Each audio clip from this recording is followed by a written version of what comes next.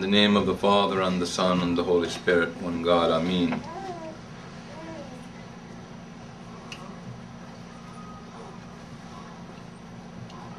The Jews today are still looking at equitable relationships, quid pro quo. You do this for me and I'll do that for you. Christians, long having been influenced in their business decisions, do the same thing. They want value for money invested, and they invest money to get the highest amount of return. And these things have nothing whatsoever to do with the command of God.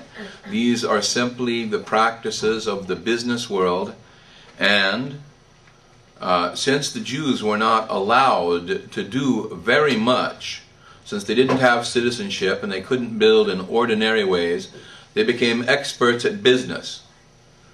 In commerce, they became traders. They were known as gold merchants and jewel merchants. They did many things, but it was always merchandise. They couldn't own property. They weren't allowed to own property. So they took all of their intellect and they poured it into commerce. And we learned from them. We learned from them. And it's not the way it is supposed to be. Because the Lord Himself is the one who is to be relied upon. When you have a lot of money, it may facilitate many things.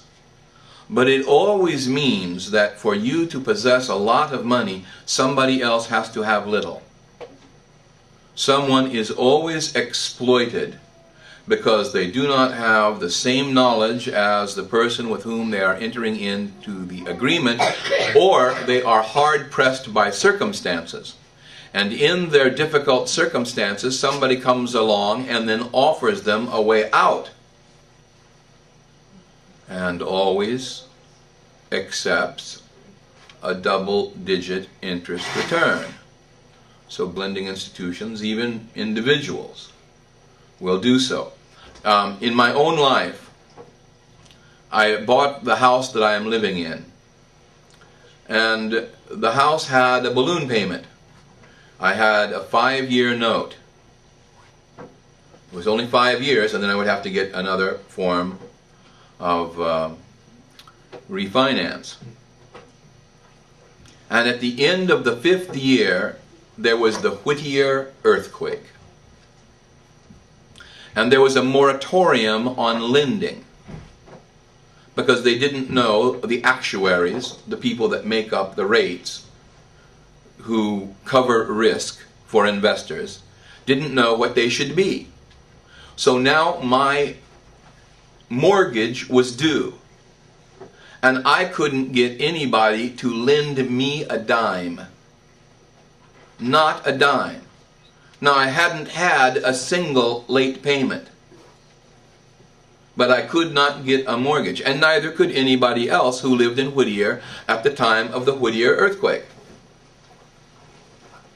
Pretty neat, huh? This is 1986. 1986, exactly. So I went to a man. He was known to some Egyptians. The guy that owned the apartment building next to St. Mark's Church had a relationship with this man. And so I went to him. His name was George Ibarra. And he lent me the money.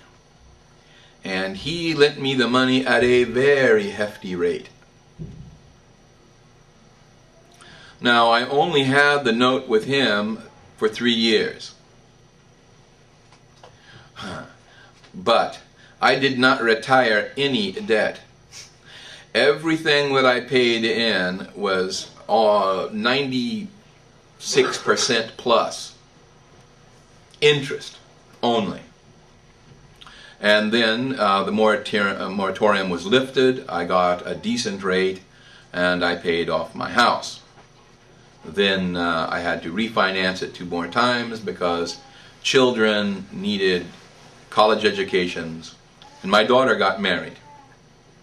So for those things, I did that. So I have a great understanding of what the difference is between what the Lord has just said through the mouth of his disciple, St. Luke, and what exists in the world. I have paid more and been exploited by circumstances more times than I can tell you.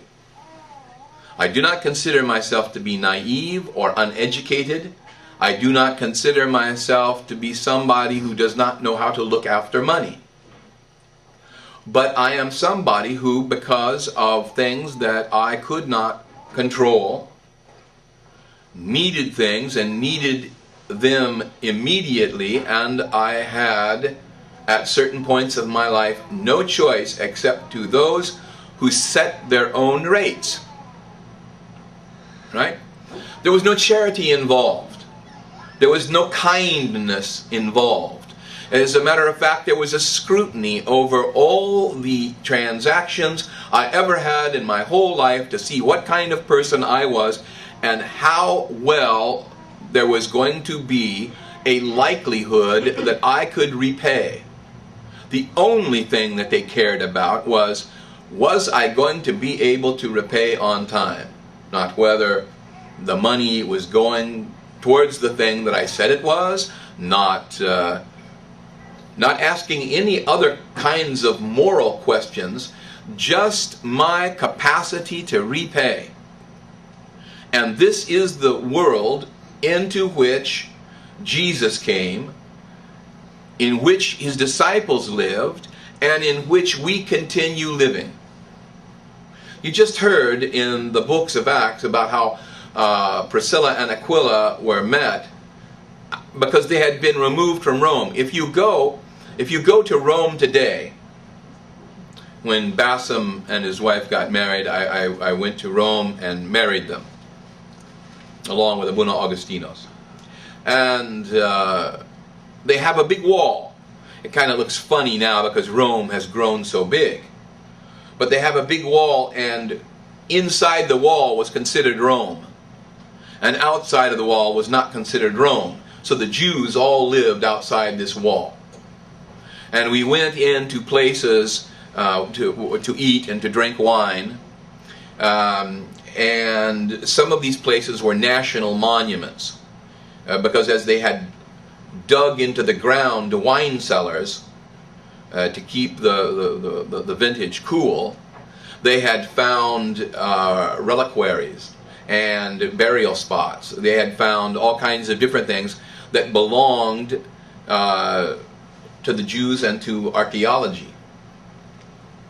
So the Jews were constrained to do these things. We are not so constrained, but we do them anyway. Maybe you remember me telling you about the man who won the Nobel Prize, Muhammad Yunus. He started the Grameen Bank. He's Pakistani. And the Grameen Bank, there are people that are so poor, so incredibly poor, that they will work their whole lives to pay off a $5 debt. A $5 debt. Because they will do small things like sew. So the person that they are in debt to will sell them the thread, will sell them the cloth, will sell them the sewing machine, and pay them pennies for their output, charging them interest for the thread, for the cloth, for the sewing machine, and then use what little profit they make to retire the $5 debt. So Muhammad Yunus started the Grameen Bank, and for this he won the Nobel Prize for Peace. Saying all you have to do is just repay. Just repay, that's all. There will be no profit in this bank. And there will be a collective of individuals from each community, and they will decide who has a good enough reputation, who is honest enough, who is moral enough, whose character we can depend on, and then we will just simply give him this money and trust that he will repay it, but without interest. That is what Jesus Christ is talking about. And he is talking about not just money, but we seek advantage in this world for all the education that we have, and we hold some people prisoner to that knowledge. I know something that you don't know, and now you are my prisoners. I am superior to you because you are more ignorant than me. It's like that story about the one-eyed man in the land of the blind. And the one-eyed man in the land of the blind is the king. Because he has one eye. Well, there are plenty of things like that. And this is not pleasing to the Lord Jesus Christ. We should not be suspicious in our nature one to another. We should be gentle and compassionate and giving one to another. If nowhere else, at least in our community, we should be expressive of that.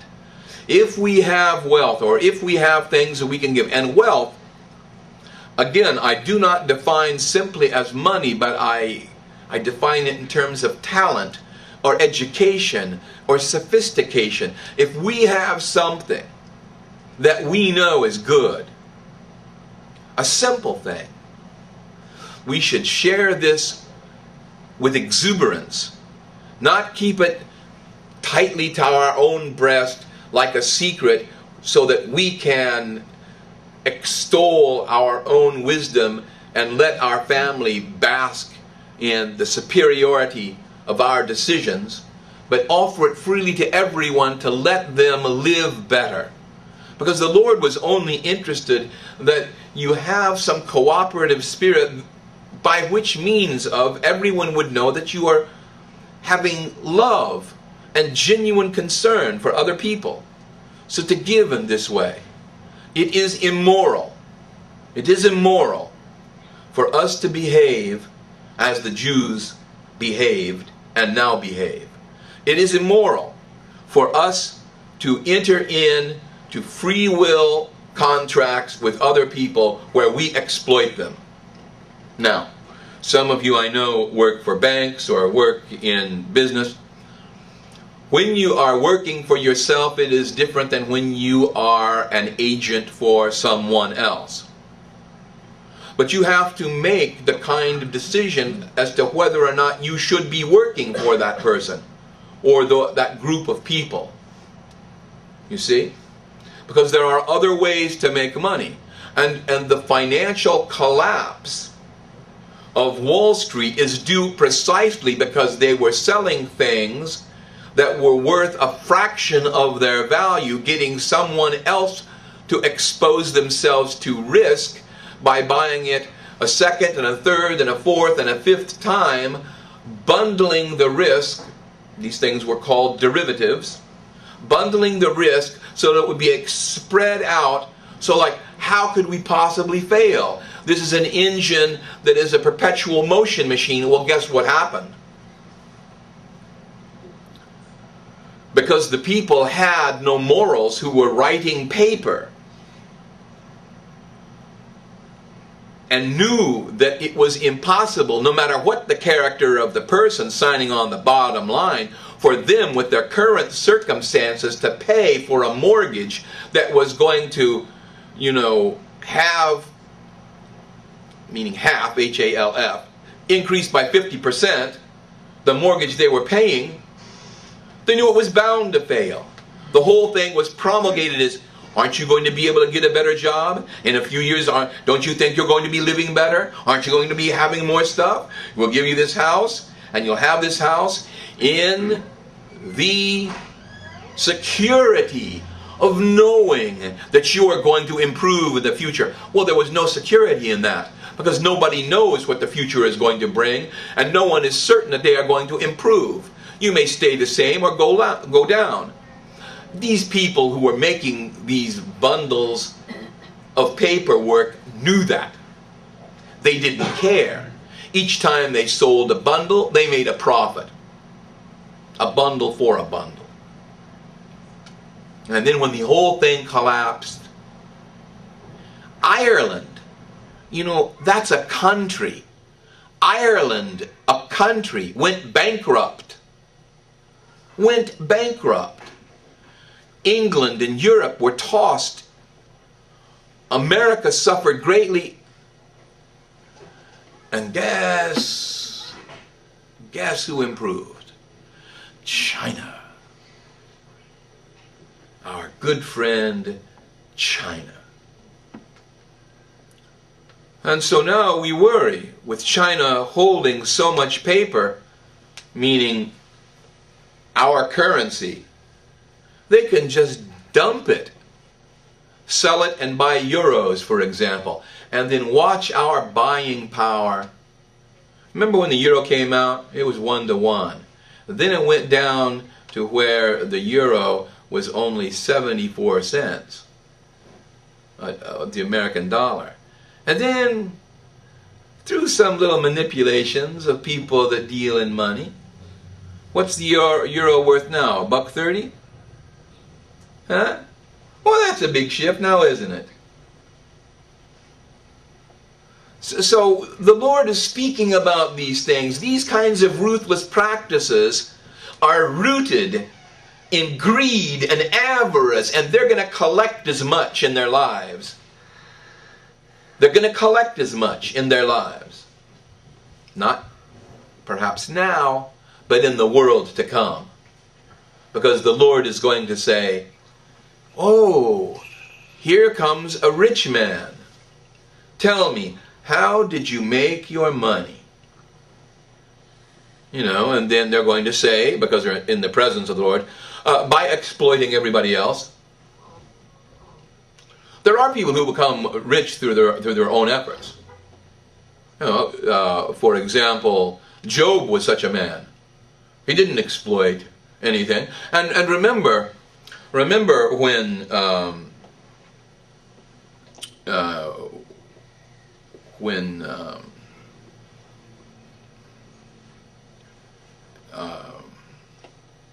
I get him, Isaac. I'm guessing Isaac.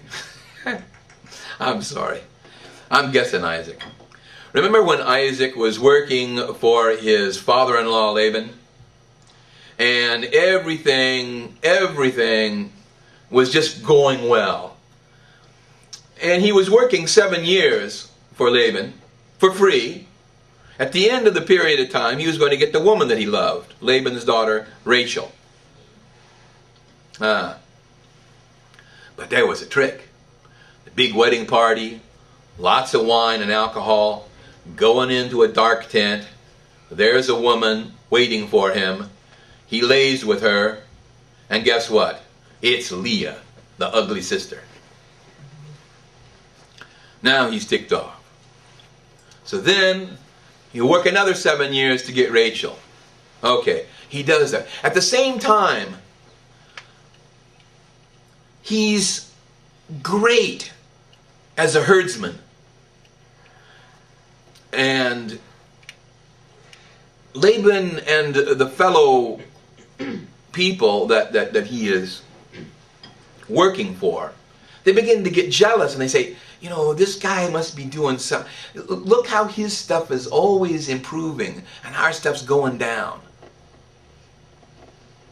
You know, and they came and they're angry. They say, well, you know, you're messing with us. You know, your flocks are growing and ours are diminished. And he said to him, well, I'll tell you what. How's this sound to you? Every perfect animal is yours. And I'll just take the imperfect ones. Those that have a spot or a blemish. Sounds good to us. Right? Well, a perfect animal was an animal that had a coat all of one color. So the animals that had different colors of wool, he took them. Well, guess what? To get a perfect animal, it's like 1 in 5. So his flocks grew exponentially. And they grew because of the blessing of the Lord. They grew because he gave them the choice of what he had. There was no exploitation. They were saying, you take this, I'll take that. It didn't come out of his mouth. It came out of their own mouths. They impoverished himself. They could have been wealthy if they just said, how about a 50-50 split? But it didn't work out that way. So he got the 2 women. I don't know, maybe Leah could cook. But he got the 2 women. And he got the flocks. And guess what? After Abraham, he's number 2 guy. So what I'm trying to say is there's a way to have wealth. And I am not anti-money. I would love to be rich. Because if I were rich, oh boy, every night when I go to sleep, I build a different church. I want to tell you. And they get bigger and more sumptuous and have different buildings, each one for a specific purpose. And we have a great time. There's a big playground for kids. I mean, there's just everything you can imagine. It's like a what people that have really huge businesses call a campus. It's a campus. It's not a church. It's a campus, like a school campus.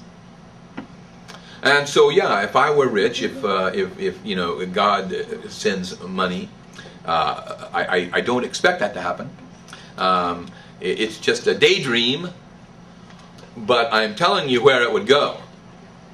And I have lots of other dreams as well about offering scholarships and creating a kind of a means by which some people would be motivated to study other things that they now no longer study as well as they should.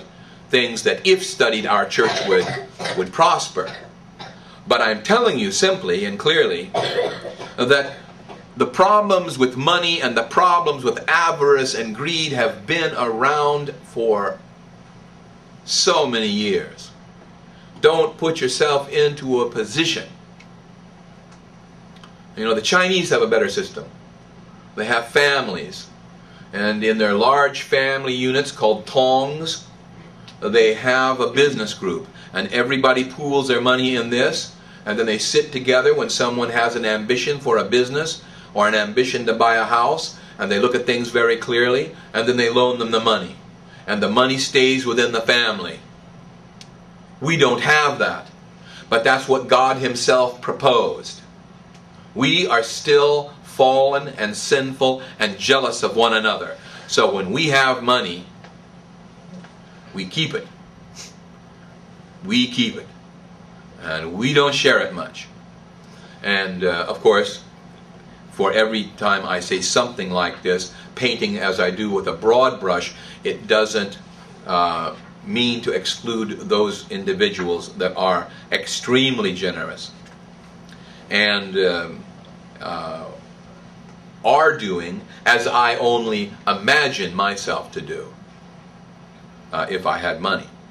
But it does not mean that at any time a person having money is to be despised. But how did he get it is a very important thing.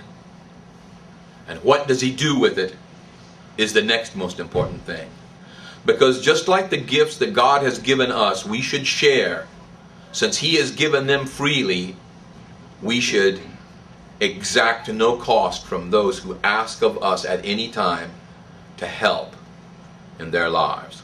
So glory be to our God both now and ever and unto the age of all ages. Amen.